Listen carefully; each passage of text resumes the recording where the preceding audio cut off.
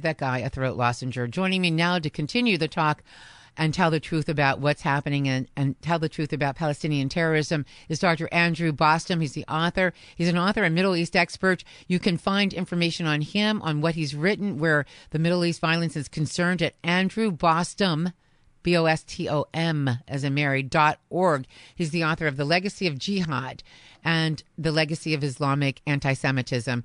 Welcome to the program, Dr. Bostom. How are you? Great. Thanks for having me on, Rose. Absolutely.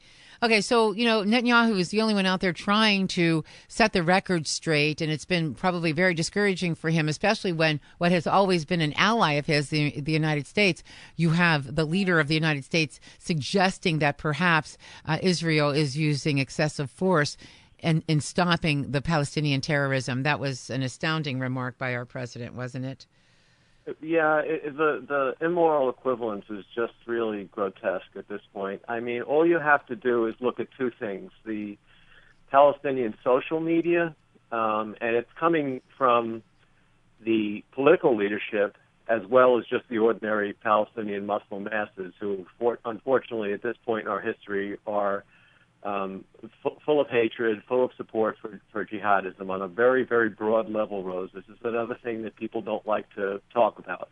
But you can see this in the social media where there are these just ghoulish depictions of promoting the stabbing attacks in particular. But more importantly, and this even Prime Minister Netanyahu, as much as I admire him, he doesn't want to get into this. But the real level of incitement is religious incitement, unfortunately. And here you can see it in the weekly sermons and sometimes the daily pronouncements from religious authorities, both affiliated with the Palestinian Authority and, of course, with Hamas.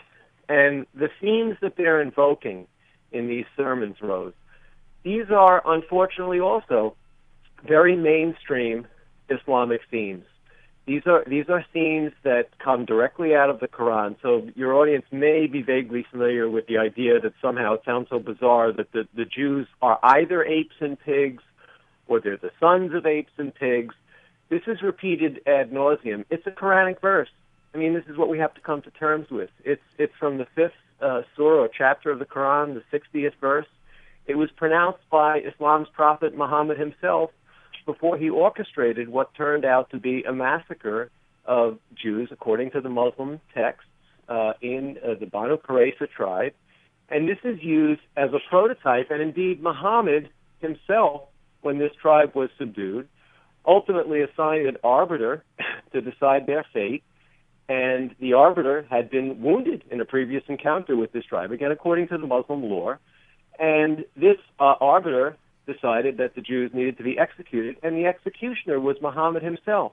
Now, 2 weeks ago in a sermon, this whole vignette that I just described was invoked in a sermon in Gaza, including the name of the arbiter, and the cleric said that the arbiter, his name was Saad ibn Wad, was alive and amongst the Palestinians and urging them to execute this verdict, ultimately enacted by Muhammad himself. So this is how visceral, this is how deeply religious the level of incitement is. And the result is that in 2011, by the way, Stanley Greenberg, Clinton's pollster, he worked for years as a pollster for the Clintons, went to Israel and conducted an incredible survey. And again, this is a man of the left, and he wasn't happy with what he found.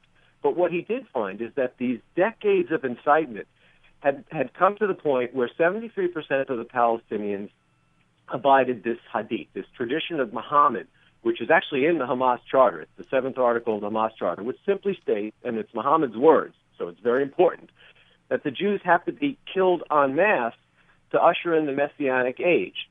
73% of the Palestinians in the West Bank and Gaza abided that. 80% abided Article 15 of the Hamas Charter, which says that as a political state, Israel has to be destroyed by jihad. So these are the kinds of things that Netanyahu, in his way, in his politically correct way, is getting at in terms of incitement and the fact that it doesn't have to do with settlements, etc. But there's another whole level that even the Israeli government is very loath to get into. Now, fortunately, there are organizations within Israel that are constantly recording and taping the media of the Palestinians, both the PA and Gaza. So you get these themes, and you can watch them on Memory, and you can watch them on Palestinian Media Watch.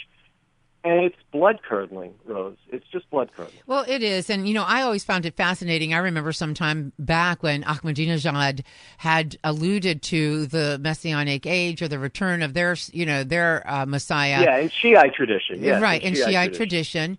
But I remember being struck by something that he said, and it occurred to me that while they may believe, certain sects believe that they're waiting for their Messiah, I think it was the 12th Imam that fell down a well or something like that. Right, exactly. Okay, and they're waiting for their Messiah to return. The Jews are waiting for a Messiah, and the Christians are waiting for the return of their Messiah.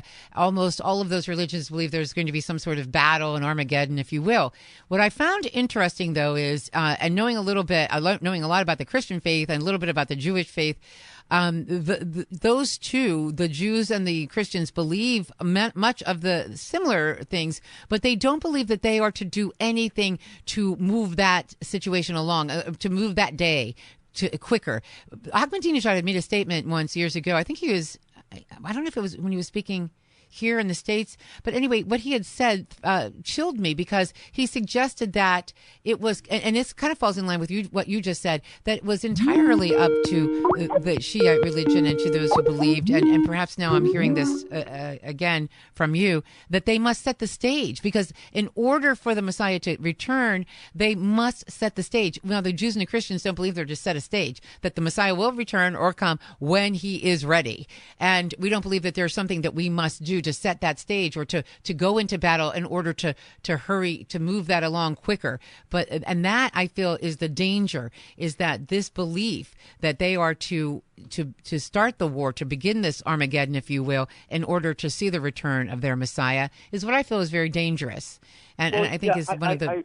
Ahmadinejad is a particular strain in Iran. I must say that the real danger to Israel from Iran is not necessarily from Shiite Iranian messianism.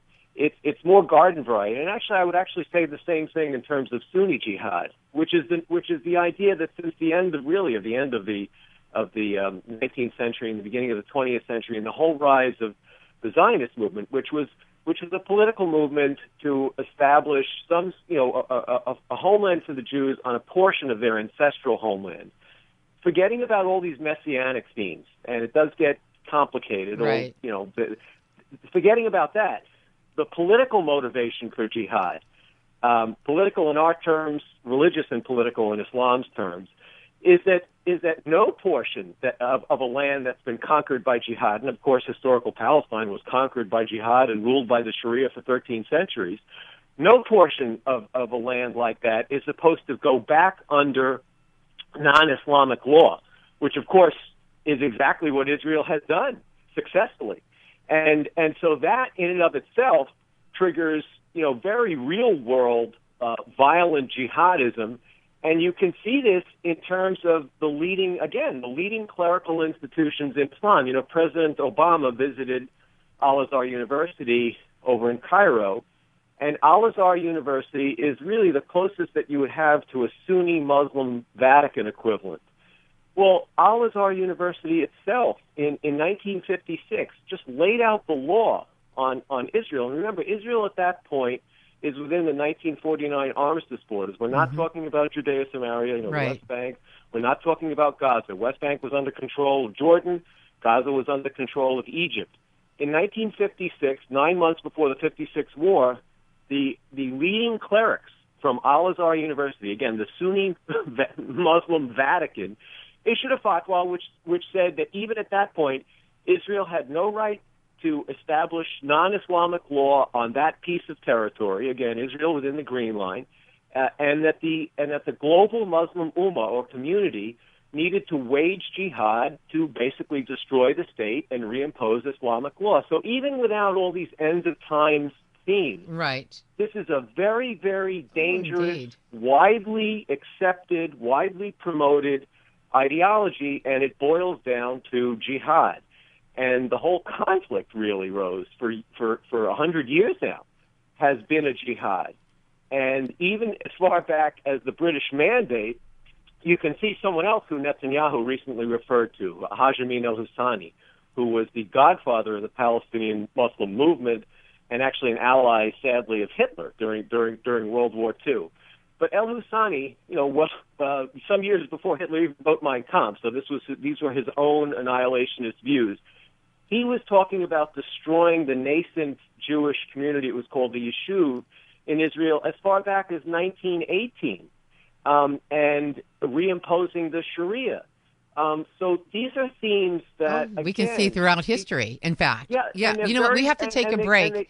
I have to take a break right now because I've gone too long. But if you can hold on, we're talking to Dr. Andrew Bostom. He is the author of several books, Legacy of Jihad and the Legacy of Jihad and the Legacy of Islamic Anti-Semitism. I have to take this break. We'll be right back with more right after this. Religious freedom is under attack. You know it. And unless we stand up for it, we're going to lose it. This is Rose, and Alliance Defending Freedom is leading the fight to defend our religious freedom. Your support of the ADF Freedom Fund allows the Alliance to serve on the front lines in defense of religious freedom. This critical fund ensures Alliance Defending Freedom can take on the court cases of greatest consequence to the body of Christ. Without it, they risk not being able to help people in serious legal need while enabling our opponents to establish dangerous legal precedents against your God-given rights. Don't let this happen. Left unchallenged, these cases can... The author of The Legacy of Jihad and The Legacy of Islamic Anti-Semitism. You can find out more about what he's been talking about today at Andrew Bostom, BOSTOM.org. Welcome back to the show, Dr. Bostom. I appreciate your time. Hey, a couple of things before we go, because we only have a few minutes. I wanted to talk about how they're waging this war, this jihad now. And it's probably in one of the most effective ways that's ever been done because social media and technology has allowed them to do so. I was reading some of what you had written about the hashtags and the social media that's being used. Some of the hashtags just really shocked me. I guess it shouldn't. But would you share with our audience some of the ways that they are waging this war like they've never done before? Yeah, it's really very ghoulish. So they have things like poison the knife before you stab, slaughtering the Jews.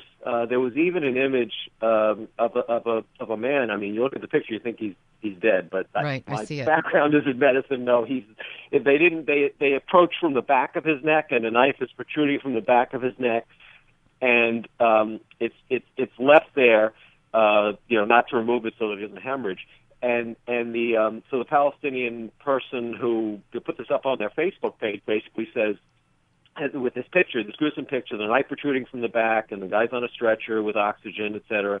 And it says, there is nothing greater than a knife penetrating the heads of the Jews. Yep. And this is at the individual level. But as I was saying before, Rose, on the mass level, you're getting the Palestinian Authority itself, and then, of course, the whole class of clerics giving sermons. There was just Friday, the sermon in Gaza, a cleric was holding an explosive belt, oh my God, calling for jihad martyrdom operations to literally scatter the body parts of the Jews. I mean, this is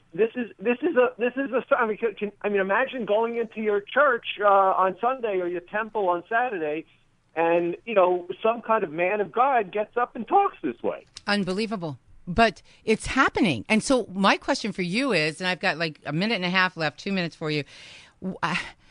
So this is real world violent jihadism. Is it going to stop? How do we stop this? No, it's not going to stop. I don't think so either. And one of the things that we're doing to abet it is not having the kind of conversation you and I are having right now. Because I don't think that there's enough of a reformist movement in Islam to change this.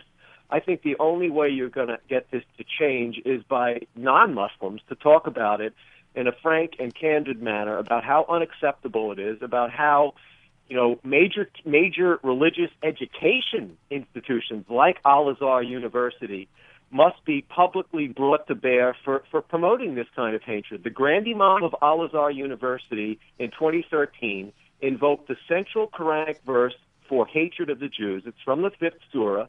And he promoted it as defining the relationships between Muslims and Jews for 1,400 years. My heavens, if Pope Francis had said anything remotely like that, there would have been universal condemnation.